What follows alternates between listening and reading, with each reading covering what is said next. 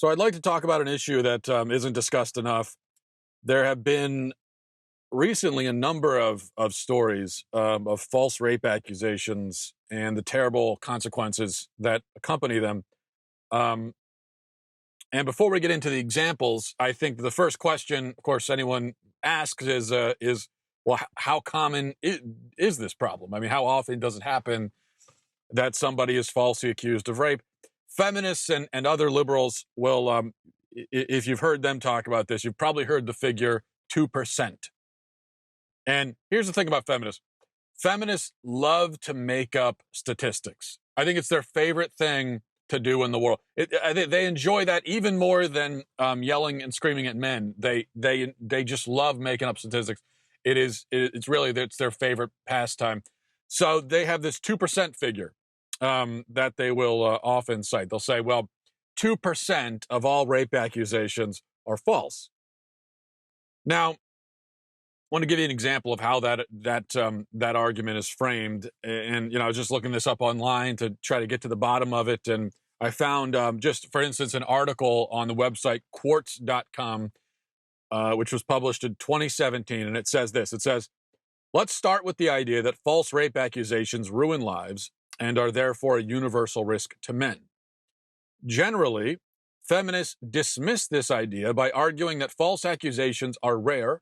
Only between 2% and 10% of all reports are estimated to be false. What's equally important to know, however, is that false rape accusations almost never have serious consequences."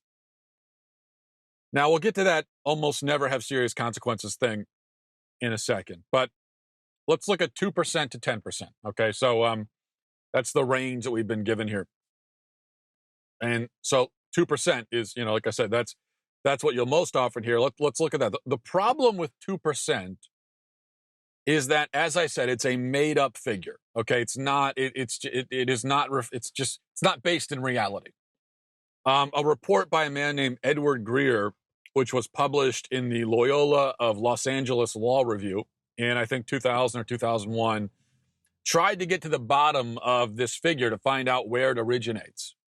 That's why it's a lengthy report where he goes into detail about this idea that only 2% of all rape accusations are false.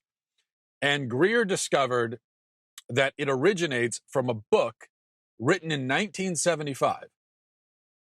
And the book gives this figure and cites as its source a speech which was given by a judge the year before. So Greer contacted the judge's law clerk and found out that nobody really knows or remembers where that figure came from. It's just something that the guy said in the speech. In other words, it's a false statistic from 40 years ago. So when you hear somebody say that, well, only 2% of rape accusations are false, most likely, here's how it goes. Okay, this is how, like, to trace how they came about that figure. What it probably means is that person saw it on Facebook from someone who saw it in an article written by someone who read another article, written by someone who got it from a book, written by someone who got it from a speech given by a judge who doesn't remember where he got it from. Okay, that's how we come up with statistics in modern America. Now, what about 10%? Because that was the other figure that we were given, 10%. Well, I'm not really sure where 10%. I'm not sure where this 10% figure comes from. But in any case, 10% is pretty high, isn't it? Like 10% of people who are accused of rape are innocent. Isn't that a really high? So if you've got 1,000 men in a room and they've all been accused of rape, 100 of them are innocent. That seems like a high figure to me. And the fact that the author of this article apparently thinks it's a negligible figure is pretty frightening. But here's the other problem. We have no idea how many innocent men are really accused of rape, because the only way that we can begin to quantify that number is by looking at the men who have been completely vindicated of the charges. And so they're the only ones that we can even start to quantify, and it's impossible to even quantify them. But that's to assume that every man falsely accused of rape has been vindicated. which of course is not the case. It stands to reason that there's a certain number of men who are in prison right now for rape and who didn't do it, and who are on sex offender registries, yet did not commit the crime. How many of them are? We have no idea. We have no clue. But we do know that false accusations happen. How often do they happen? We don't know exactly. We know they happen. And we do know also that it's very easy to ruin a man's life and get him put in prison based on a false accusation. So that's really what makes the false accusation thing so scary, is that it's really easy to do. All it takes is someone who's willing to tell a lie and tell it halfway convincingly and stick to the lie. And if they're willing to do that, they can probably get you put in prison, even without any other evidence. That's what's terrifying about it. Now, so let's give some examples. Exhibit A. A man this is a story in the Daily Wire yesterday about a man who was released from prison from a 50-year prison sentence because it turned out that the person who accused him of sexual abuse lied under oath. Now, the accuser is a minor. We don't know her exact age. At least I looked it up. It's apparently we don't know what her age is exactly, so not sure about that. But the accuser said that the guy's name is Joshua Horner. He said Joshua Horner molested her and then shot her dog in order to intimidate her into silence. That's the story. The story she told is that he molested her and then said, and then I believe it was something like he said, if you tell anyone, I'm going to kill you. And then in order to demonstrate his seriousness, he shot and killed the dog. He was then convicted by a non-unanimous jury, not really sure how that happens, and sentenced to 50 years in prison. Now, several months, actually about a year and a half into his sentence, it was discovered that the dog he supposedly killed was still alive and well. Okay, had never been killed, never been shot. Now, how is it that the police and the prosecutor never thought to check on this key piece of evidence? I don't know. I'm not sure how that happens. The girl said that the man raped her and shot her dog. Well, it seems like if you could find a dead dog with a bullet hole in its head, then that's a pretty good accusation, a pretty good indication that the accusation is true, right? But if you can't find the dog, then that's a pretty relevant evidence on the other side of the equation. But yet nobody checked at all? How is that possible? So this is what makes it scary. This guy was sent to prison for 50 years based only on the word of this girl, no other evidence, and even the other evidence that could have been used to either vindicate him or indicate his guilt was nobody ever even thought to check on it until he'd already been in prison for a year and a half. So it turns out that the accuser had lied about that detail at least. And when the investigators came to ask her about all of this, she fled, she ran away. So Horner was eventually released from prison, though the DA has said that he doesn't know. He can't say for sure that Horner is actually innocent of molestation, but there isn't any evidence to maintain a conviction. And there is now very good evidence that the accuser is a liar. So he's out. Now, let's just imagine. So we really don't know if the whole story is false or not. But let's just imagine for a minute that Horner is actually entirely innocent of the whole thing. And it seems very possible that he is. It seems even likely that he is completely innocent, because there would be simply no reason for a legitimate rape victim to concoct some bizarre story about her dog getting shot.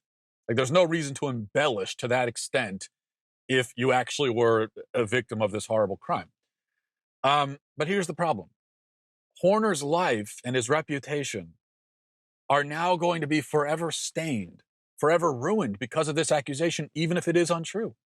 So not only does he have to deal with the trauma of spending a year and a half in prison as a supposed rapist, and I remind you that spending time in prison as a rapist is not a fun experience.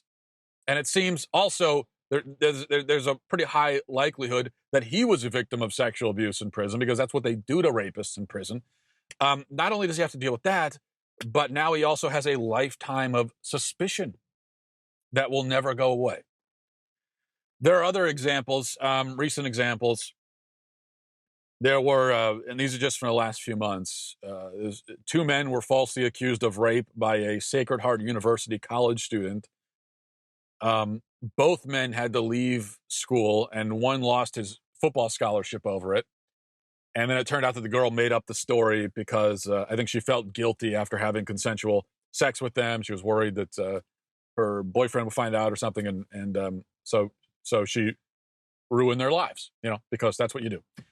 In another case, there was a man expelled from school and subjected to public humiliation by a woman who accused him of raping her at a frat party. The accuser says that she was drugged and assaulted, but an investigation, including a medical exam and rape kit, found absolutely no evidence that any form of sexual contact took place, consensual or otherwise. So the DA, came out and he said very plainly, he said her allegations are, quote, simply not accurate. Then there were 2 men who were released from prison a few months ago after serving 26 years for a supposed gang rape that never occurred. The accuser now admits that she invented the story. In another recent case, again, these are all just from the last few months, a woman claimed that 2 men had kidnapped and raped her at gunpoint, and then she later admitted that the claims were a lie when police found video evidence that contradicted her tale. And again, these are just for the last few months. Notice a couple of things about these cases. Notice how in every case, it was just one small thing that rescued these guys. And in some cases, rescued them after they'd already been in prison for a while. But without that thing, they'd all still be in prison. So in one case, the accuser had sent sexually explicit text messages to her alleged rapist, clearly indicating that she didn't think she had been raped after it actually happened. In another, you have video surveillance. In another, there's a dog that they happen to find. In another, there's the small detail of the fact that the guy didn't actually have sex with the woman. If he had sex with her, even consensually, then he'd be doomed. Notice something else. In every case, the penalties for the false accusers or potential false accusers range from mild to non-existent. So the woman who made up the gunpoint rape was charged with a misdemeanor. The woman who invented the frat party rape will face a lawsuit, but as far as I know, no legal penalties. The woman who put 2 men in prison for 26 years will not be prosecuted at all because of statute of limitations. The Sacred Heart University student who ruined the lives of two men, making up the story, she's going to go to jail for 12 months. She got the harshest penalty. And as for Joshua Horner's accuser, if she did indeed make up the abuse like she made up the dead dog, there's no indication that she'll be charged with any crime at all. We also don't know her age, so she could be very young. I mean, we don't know. And we also don't know what role the adults in her life may or may not have played in helping her to cover up the lie about the dog. So the thing, though, that ties all these cases together is that while the accusers, who all happen to be women in these cases, while the women received either no penalty or a very light penalty, all of the men, the accused, did receive or would have received penalties that far exceeded the punishments that the false accusers faced. And this, to me, just seems like a gross injustice. Rape is a monstrous crime because of how it violates and dehumanizes the victim and because of the lifelong devastation that it causes. But falsely accusing somebody of rape is a monstrous crime for the same reason. Let's think about the ways that a false accuser harms her victim, okay? Number one, years of false imprisonment. So that's pretty big deal.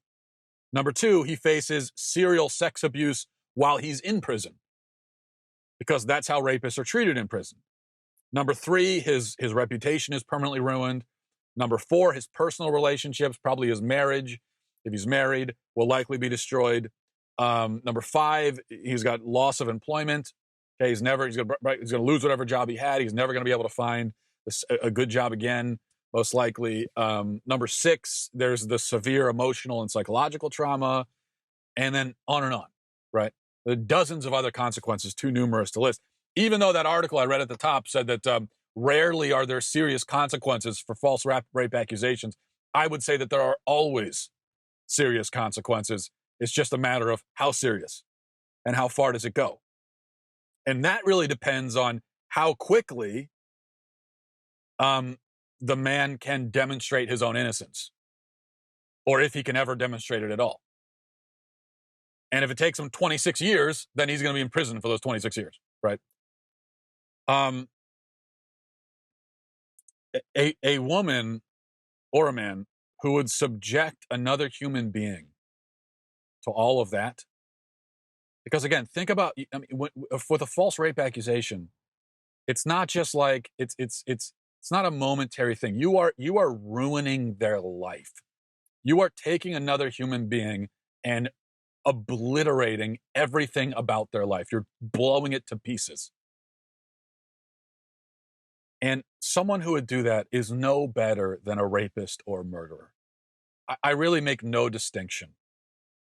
I make no distinction between a woman who would send a man to jail, to prison, for a rape he didn't commit. I make no moral distinction between her and a man who actually did commit a rape. I think morally they are the same.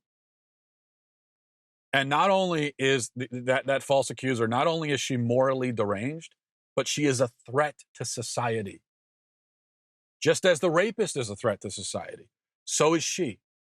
Because she possesses the not only the willingness to tell the most damaging kinds of lies, but she possesses the ability to do so convincingly. And so she's a danger. She's a danger to any man who happens to end up in a room alone with her. She's a danger to any man who she develops a grudge against. She can destroy a man's life with one lie. That's the way it works. She doesn't need any evidence. She needs nothing but the lie. And that will be enough. At the very least, it may be enough to put him in prison.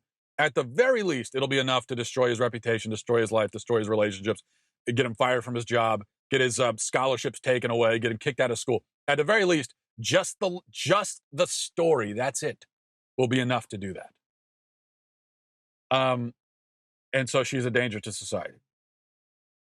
And the only way to protect her next potential victim is to lock her in a jail cell for a very long time. So it seems obvious to me that false rape accusers, at least those who are adults, children who make up stories, even though that does happen, like maybe it happened with Joshua Horner, it does happen, and it is devastating for the person who falls victim to that sort of thing. What kind of punishments should those kids face? That's sort of a different subject. But for the adults, it seems clear to me that they ought to be given the same sentence that would have gone to their victim. That seems clear. So we have, statute of limitations and all that, but if not for that, then the woman who put those men in jail for 26 years, she should, at a minimum, be in jail for 26 years. And then she should have to, from there, serve out whatever the rest of their sentence would have been. Now, of course, look, I'm not suggesting that any woman who accuses a man of rape should automatically go to jail if the man is found not guilty. Like, I'm not saying that, because obviously, just because a rape isn't proved doesn't mean that it was invented. Just as there are men who are falsely accused who are in prison right now for rape, there are plenty of men who have committed rapes and are not in prison because they were never caught or it couldn't be proved in court or whatever. But if evidence is uncovered which positively indicates a false accusation, then there should be an investigation and a trial. I mean, in all these cases, there was evidence, right? There's the dog, there's the video evidence, text messages, whatever. DNA, like all of these things can be positive evidence to positively indicate that a false accusation has occurred. And if you have that, then there should be an investigation, there should be a trial. Um, and if the woman is found guilty, she should go to jail for a very long time. Now, rape can be very hard to prove in a court of law. False accusations can be hard to prove as well. But both of them can be proven. And when they are, it seems obvious to me that they should be treated exactly the same. I mean, that's the only way that you're going to be able to protect men and women too. Although I think probably women are falsely accused of rape a lot less frequently. But that's the only way to protect people from these kinds of things. And it's very easy. Feminists like to talk all the time about how men how women live in fear because of they have to worry about walking in a parking lot by themselves or walking down the street because they have to worry about men are monstrous and all this kind of stuff. And I don't doubt that those are concerns that women have to have, and that's a terrible thing because there are really bad men out there who have the physical ability to dominate women and are willing to use that ability to very evil ends. But on the other end of the spectrum, you can't completely dismiss this very real fear that men have that some evil woman could come along and just ruin their life with a story. Because that does happen and it can happen. It's a very real concern. Feminists they just laugh that off. Like it doesn't happen, doesn't matter. But it does happen and it does matter. And I think we have to treat it very seriously when it does happen. I know there's always going to be the concern that, well, if you start penalizing false accusers in this way, then aren't you making women who are victims of rape, aren't you making them hesitant to come forward? Well, I kind of think that maybe the opposite is true.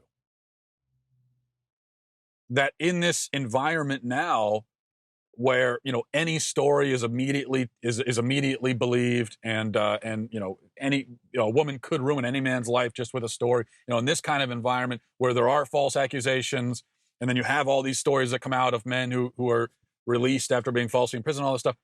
I think this environment serves to unfairly discredit women who are actually victims of rape. So if you can weed a lot of that stuff out and start penalizing the real false accusers, then I think ultimately it'll do the opposite. And it'll lend more credibility to the actually true accusations. So just some things to think about. Thanks for watching, everybody. Thanks for listening. Godspeed.